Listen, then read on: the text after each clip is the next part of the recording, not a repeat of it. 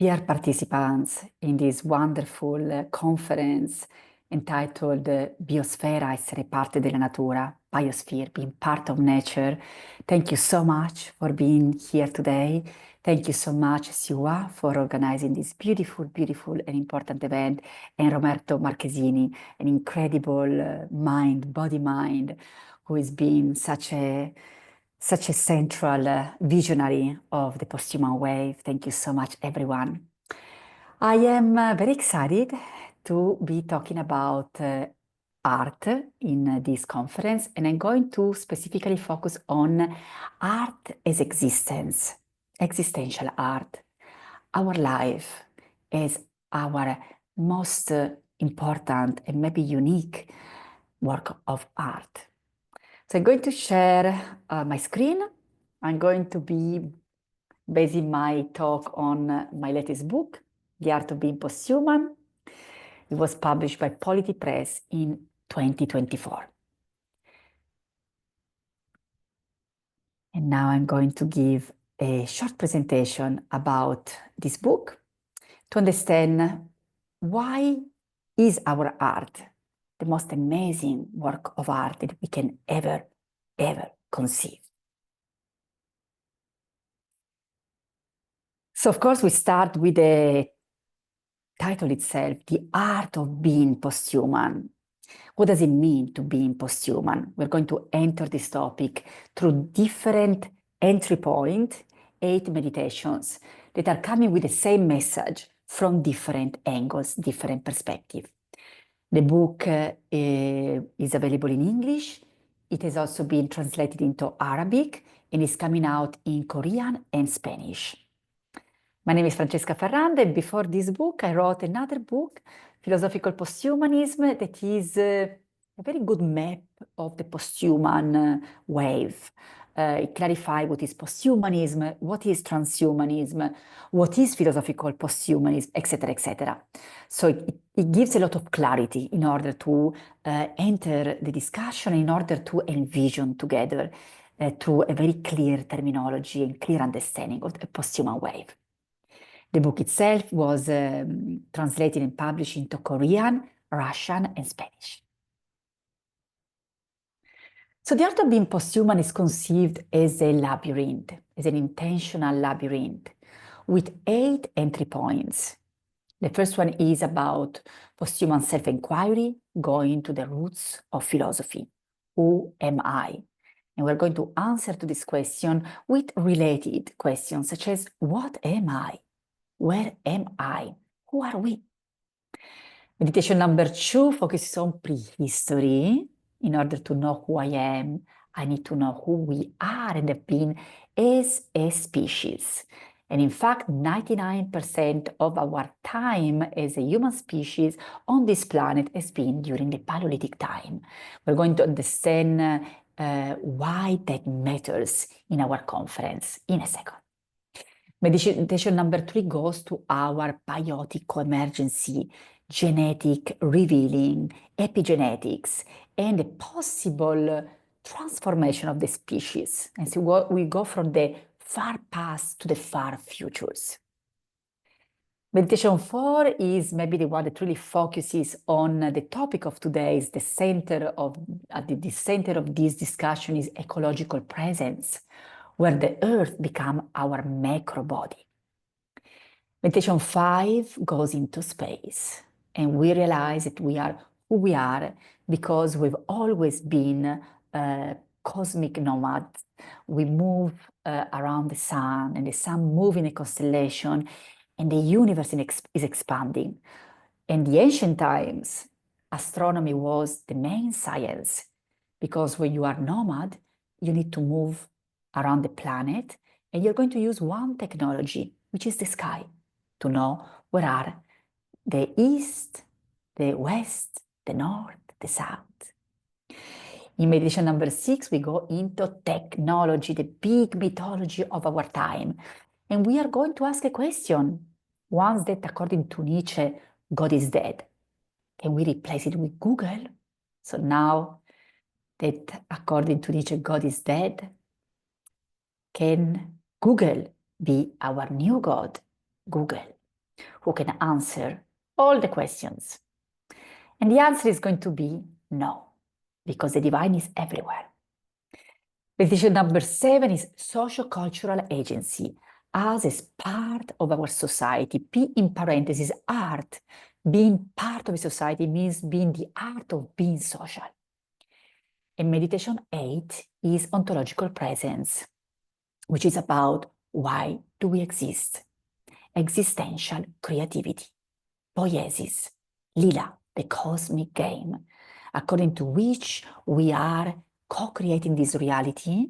We are living, existing, because this is our most amazing work of art. Sat Chit Ananda. So these meditations can be approached in a non-linear way, and they are also within the meditation itself. There is a map done through texts, and the texts themselves can be read in a non-linear way. So you can start with the last meditation and then go to the first one. In fact, according to the Zen tradition, for instance, the last step is the first step. The first step is the last step. Time is not linear. Once we place the intention, we have already arrived. So it is an intentional labyrinth. Enter wherever you want to understand these messages. The micro is the macro, is a reflection.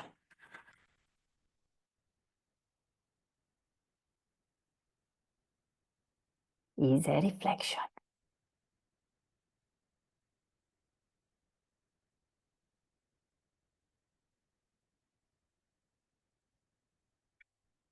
So in the first meditation, we're focusing on the question to be or not to be, but from a different angle, to be or to interbe. And so we realize that when we are always in relations. So we're talking about a relational epistemology.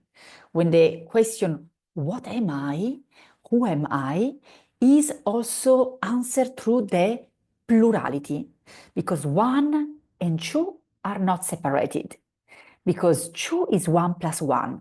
And so the multiplicity and the individuality go together. Think, for instance, of you. We're going to a short meditation, so you can sit very comfortable. You can close your eyes or not. If you're not closing your eyes, please look at a specific point that is not moving, which should not be your screen, because I'm going to be talking and I do move a little bit when I'm talking. And start to feel the air coming through your nostrils, very fresh, and coming out warm.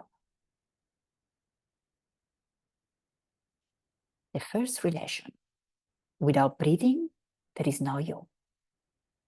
So we already expanding the notion of who you are to everything around you. You need this constant interchange to exist.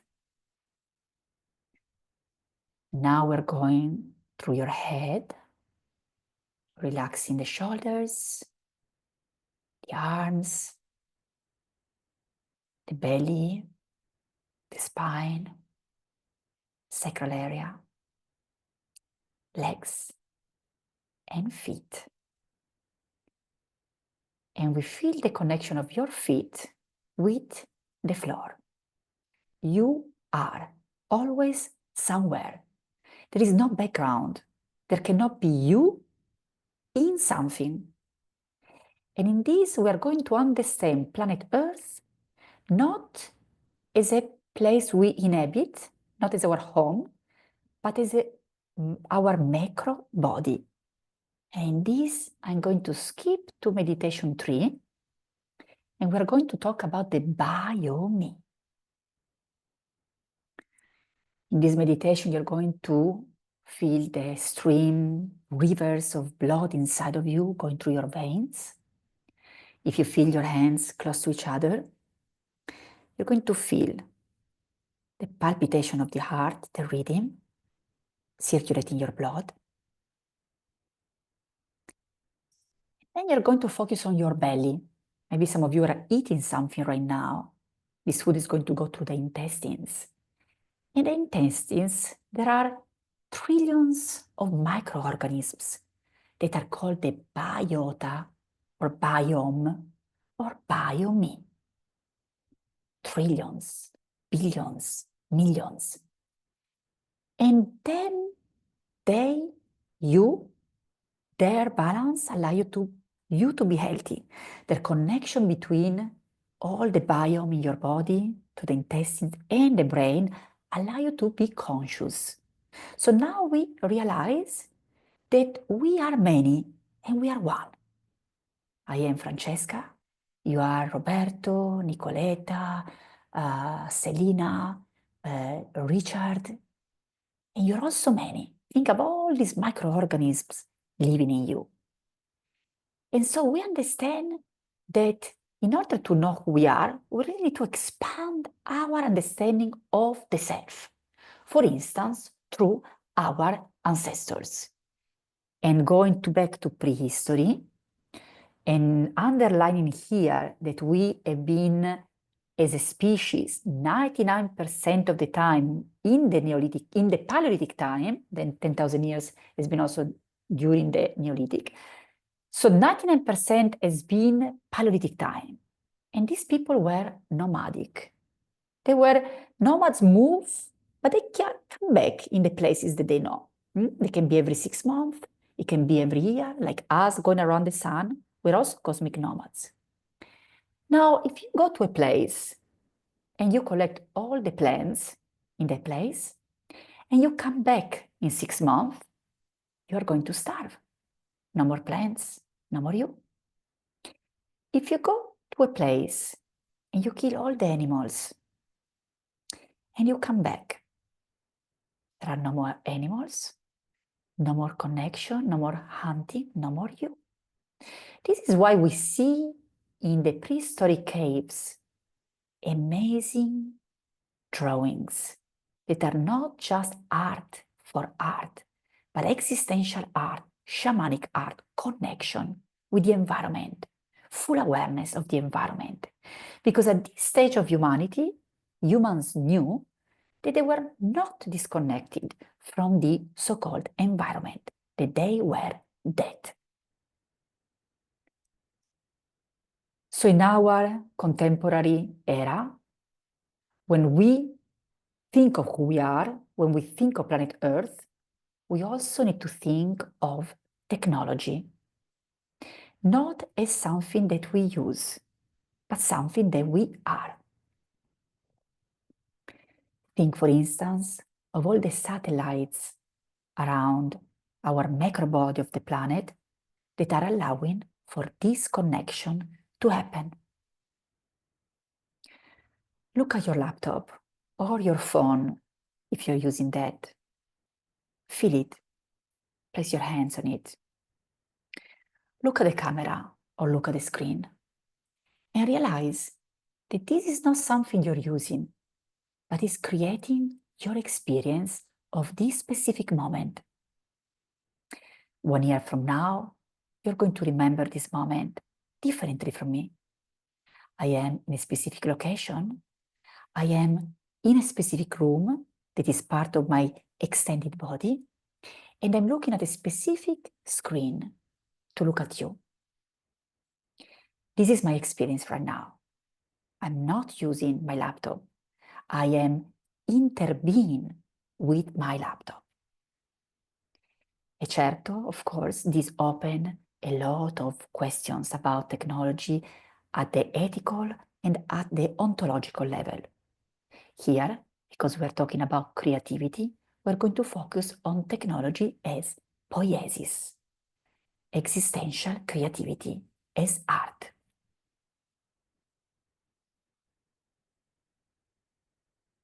In the last meditation, that is also possibly the first one, there is the question, what is this?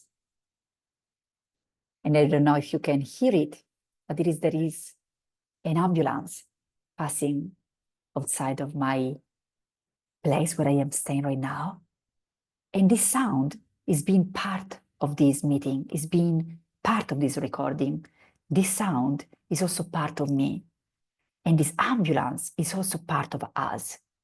We are never just us. There is no way you can separate you. You're always into something. You are somewhere. You can be in, for instance, the biosphere, in the atmosphere. Think of you as a human being. Think of all your biological or adoptive family. Think of your tribe expand. Think of all your ancestors. After you go to a couple of generations, it goes into the dozens, all the ancestors that are your ancestors. And if you keep going, become hundreds, and then thousands, and then your ancestors become also my ancestors. And you go until the very formation of human life. So the point here that I would like to underline is that we are part of this, part as art. The earth is our macrobody. It's not a place we inhabit. It's not a place where we are. We are part, we are the earth. As much as our little microorganism that is helping digesting some delicious food that you had this morning or this evening, depending where you are, is part of you as art. They matter as much as you matter. Never underestimate your role. Never underestimate you and your agency in this existential unfolding. I am so happy to be with you all. This is my website, theposthuman.org. This was the conference we had in Mexico in May, and now we're going to have a conference in India in January. So you're all welcome to come there. This is a collective pluralistic website, the Global Posthuman Network, because the discourse on the posthuman is definitely global. It's everywhere in different ways. There are unlimited entry points to the discourse on the posthuman. And I would like to end with a meditation. Sit very comfortably. And then ask yourself in a not linear or not logical way, just being there with a question without an answer. Can we love reality the way it is?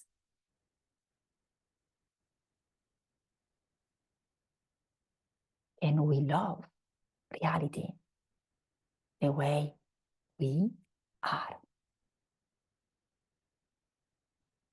Can we love reality the way they are? The way in, the way out. The way is the way.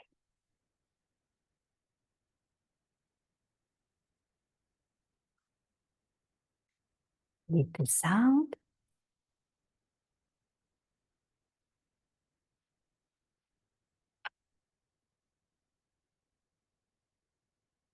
Thank you so much, everyone, for being here, for your work, for your presence, for your energy, for being part of planet Earth with us, for being part of the biosphere and atmosphere and technosphere. My name is Francesca Ferrando, and I'm also very, very happy to share another beautiful project that we have manifested with Roberto Marchesini, Debashish Banerjee, Stefan Lorenz-Sorgner, Catherine Ailes, Stefano Rozzoni, Joanna Pascoe, Coratelian Liacat, and Rodrigo Esparza Parga. And it is the Posthuman Academy. We have a Posthuman Educator course. This year it's fully booked, but we have it every year. And here, if you go under posthumanacademy.org, if you go under course overview, and if you scroll down, you keep going, and you keep going, going to find a lot of interesting material, but you're also going to find not only this beautiful event that we're having today, but also other events that are currently happening. One is in Turin. If you are in Italy, you're very welcome to come to the Posthuman Winter School from the 27th to the 29th of November. It's free, but you do need to register by November 5th. And I'm going to be teaching with Roberto Marchesini, with Angela Balzano, Anna Specchi, among others. Here we have all the information. Then we're going to have other events, including the Existential Posthumanist Conference at Presidency University in Kolkata, India, from the 14th to 17th of January 2026. Here you can click on the link about making self, making words. And then we have a posthuman retreat in Auroville that we are going to be posting soon. And with this understanding of making self, making word, that you are the world, that we are the world, I want you to have a great time. Thank you so much for listening. Thank you so much for being present today. Have a great time at the conferences and see you very, very soon. Ciao Bologna, ciao Roberto, ciao Sabrina, ciao a tutte e tutti, grazie.